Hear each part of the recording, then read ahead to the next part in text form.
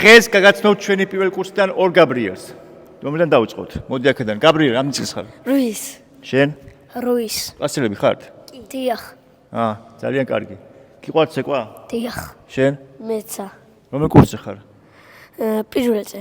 შენ რომელზე ხარ? პირველზე. რა თქმა უნდა, პირველ კურსელები არიან და მოდი ვნახოთ როგორ ცეკვანეს ბიჭები. მზად ხართ? დიახ. დავიწყეთ.